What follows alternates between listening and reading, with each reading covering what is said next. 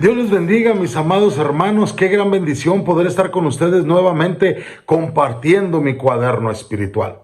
Estamos en la última semana de este mes y hemos estado estudiando el por qué. ¿Por qué hacemos lo que hacemos? Hemos hablado de que hacemos las cosas porque Dios las manda, porque es lo correcto, porque trae bendición, porque la alternativa sería horrible. Y esta semana estamos hablando de que hacemos todo esto que hacemos porque somos hijos de Dios. En Efesios 5:1 leemos: sed pues seguidores de Dios como hijos amados.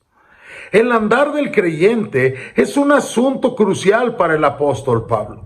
El apóstol Pablo presentó el hecho de que nuestro andar debe ser un andar digno y diferente que el del mundo. También deberá ser un llamado a que andemos en la luz y un andar en sabiduría.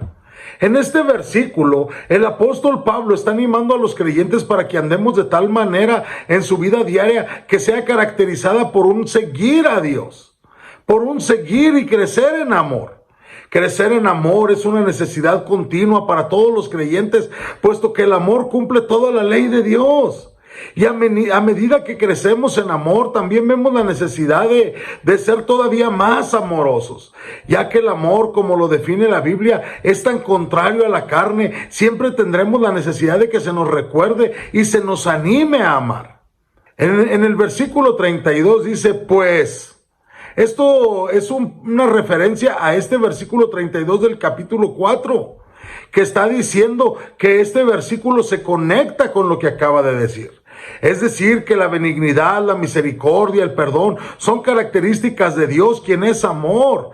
Y Dios mismo es infinitamente benigno, misericordioso, perdonador. Y la manera como alcanzamos estas virtudes es siguiéndolo. El término seguidores se refiere a una persona que copia y reproduce características específicas de la otra persona. Como seguidores de Dios, los cristianos hemos de imitar las características de Dios y sobre todo su amor. El todo de la vida cristiana es la reproducción de la piedad tal como se ve en la persona de Cristo. El propósito de Dios con la salvación es redimir a los hombres del pecado y hacerles conformes a la imagen de su Hijo. Ser conformados a Cristo equivale a llegar a ser perfectos tal como Dios es perfecto. Como hijos obedientes, nos dice Pedro, no os conforméis a los deseos que antes teníais estando en vuestra ignorancia, sino que como aquel que os llamó es santo, sed también vosotros santos en toda vuestra manera de vivir, porque escrito está, sed santos porque yo soy santo.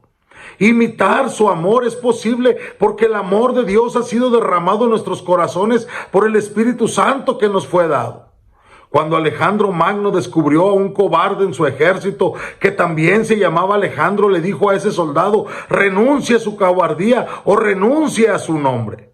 Quienes llevan el nombre de Dios deben ser imitadores de su carácter. Por su gracia es posible reflejar aún en nuestras limitaciones del presente. Pero para saber cómo es Dios, pues primero debemos estudiar su palabra, su revelación y su gran presentación de sí mismo.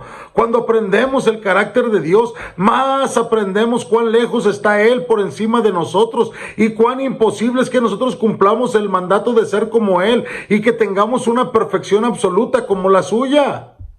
Es natural que los hijos sean semejantes a sus padres, tienen la naturaleza de sus padres y de manera instintiva imitan sus acciones y la conducta de ellos. Y por medio de Jesucristo, Dios nos ha dado el derecho de llegar a ser hijos de Dios. Como Pablo declaró al principio de Efesios, Dios ya nos había predestinado para ser adoptados hijos suyos por medio de Jesucristo. Debido a que nuestro Padre Celestial es santo, nosotros hemos de ser santos. Nosotros debemos ser benignos como Él, debemos perdonar como Él. Y cuando Dios en Cristo se humilló a sí mismo, nosotros también hemos de humillarnos, puesto que Dios es amor. Nosotros, sus hijos, debemos también andar en amor. Sin embargo, esta capacidad no es natural, sino sobrenatural. Por lo tanto, requiere de una naturaleza nueva y del poder continuo del Espíritu Santo que fluye por medio de nosotros para la obediencia de la palabra de Dios. ¿Por qué hacemos lo que hacemos? ¿Por qué servir? ¿Por qué evangelizar? ¿Por qué discipular? Pues porque somos hijos de Dios. Que el Señor te bendiga.